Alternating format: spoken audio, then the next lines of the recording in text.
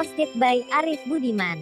Salah seorang member saya, Saleh, yang tinggal di Kapuas, Kalimantan Tengah, membangun gedung walet paket hemat dengan ukuran 7 meter x 12 meter.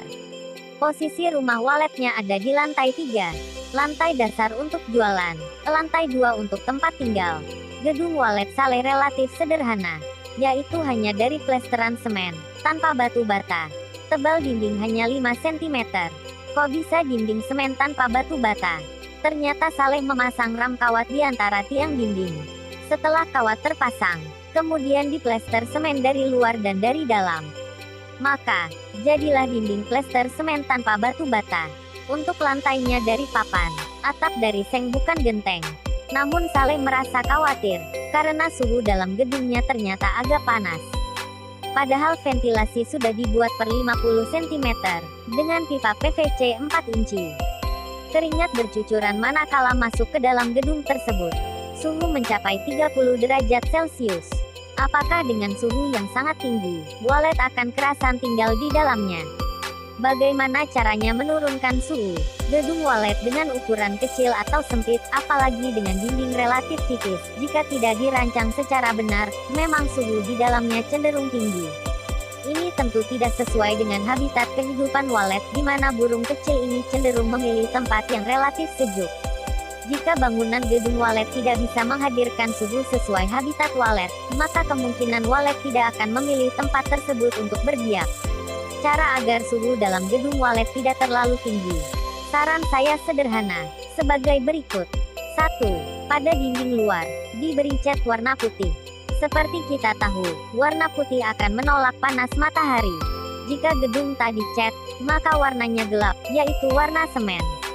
Tentu warna yang gelap akan menyerap panas matahari, sehingga panas tersebut akan menembus ke bagian dalam, yang menyebabkan suhu di dalam gedung itu tinggi. Selain warna putih, bisa dipilih warna kuning atau coklat muda.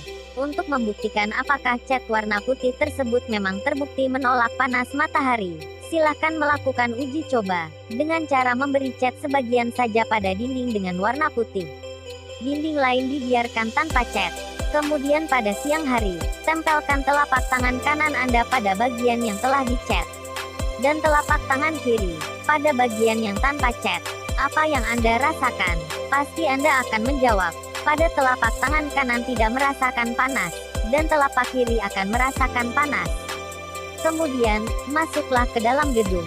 Lakukan hal yang sama, maka, jawabnya juga sama. Pada bagian dinding yang dicat putih, panasnya tidak menembus ke dalam, sehingga telapak tangan kanan Anda tidak merasakan panas. Sementara pada bagian yang tak bercat, panas matahari akan menembus sampai ke dinding dalam, sehingga telapak tangan kiri Anda akan merasakan panas juga. 2.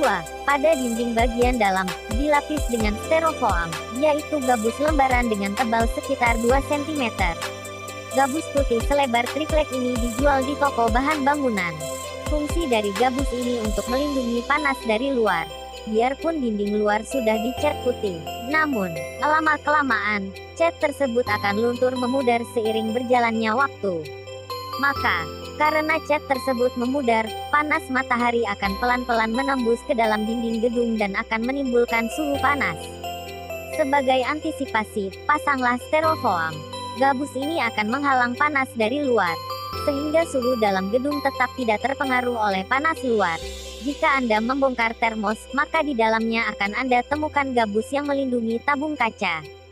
Gabus digunakan sebagai teknik agar air panas di dalam termos tetap panas. Jika Anda membongkar kulkas, lemari es, maka Anda akan mendapati juga gabus. Gabus digunakan agar kondisi suhu dingin dalam kulkas itu tetap terjaga stabil.